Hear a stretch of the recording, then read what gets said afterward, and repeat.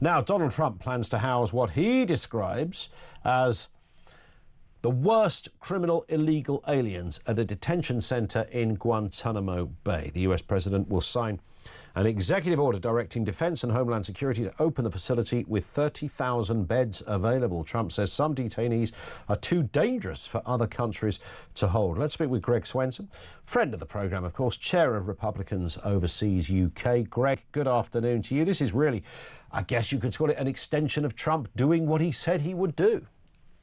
Yeah, it's a great point, Ian. Most of the things he's done were very well telegraphed, whether it was in the campaign, during the campaign, or after, during the transition. So not a lot of real surprises, but maybe just the speed and the energy of all that he's done might be a bit surprising. But most of the content, most of the real meat on the bone was predictable. Indeed. I mean, Guantanamo Bay, did that surprise you? We'd forgotten about the Bay. Yeah. Is it still there? Do people still lurk in there from back in the old days?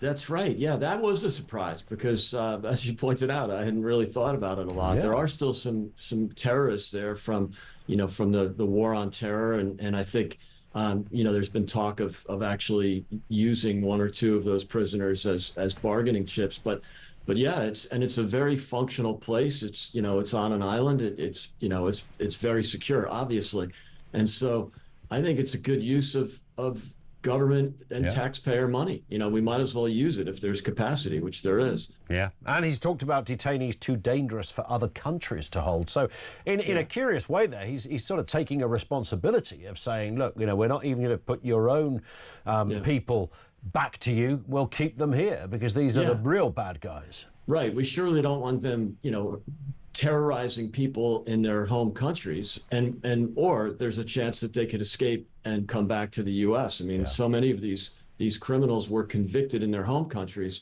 of crimes, and then especially in Venezuela, where the government just let them out of jail so they could illegally migrate to the U.S. Indeed.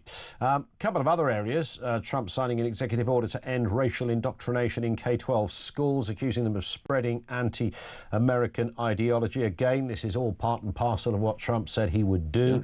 This sort of curious upside-down world that the West has found itself working in over the last few years. And schools, of course, have always been a big focus for that. He's on that one as well. Yeah, absolutely. And I think, look, if you want to teach your children that nonsense, do it at home. Buy the books on your own on some weird internet porn site and do it yourself. I'm not advocating that. I'm just suggesting it shouldn't be from the schools that taxpayers pay for. Yeah. And how did that sort of, we see it in this country as well at universities and some schools, the sort of the desire that there is something, for some reason, noble and a bit cool about such self-flagellating and suggesting, we're the bad guys, or the other people are the good guys, we're the bad guys. What is that? Yeah, I don't know. Look, this has been going on for too long. The progressive radical left has taken over the institutions, the universities, the media, and even some big corporates. And I think, the school system is basically controlled by the teachers' unions. It's not controlled locally.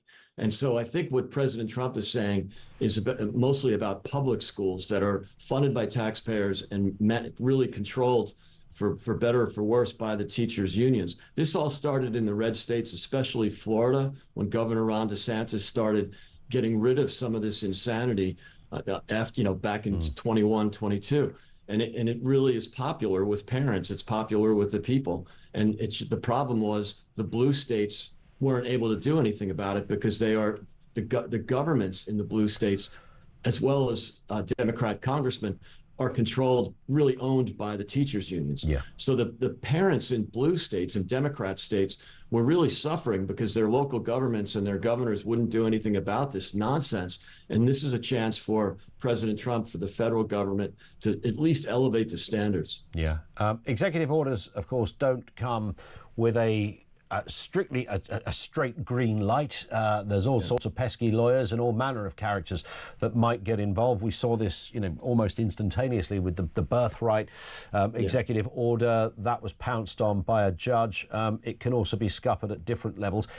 So it's legally binding, but in any democracy, it's up for being challenged. Does that kick things into the long grass? How much wiggle room does Trump have? I think with all of the moves that he's made since the inauguration, there's so many of these things that, yes, many will be rejected by a judge. Many will have to go to Congress for laws to be changed.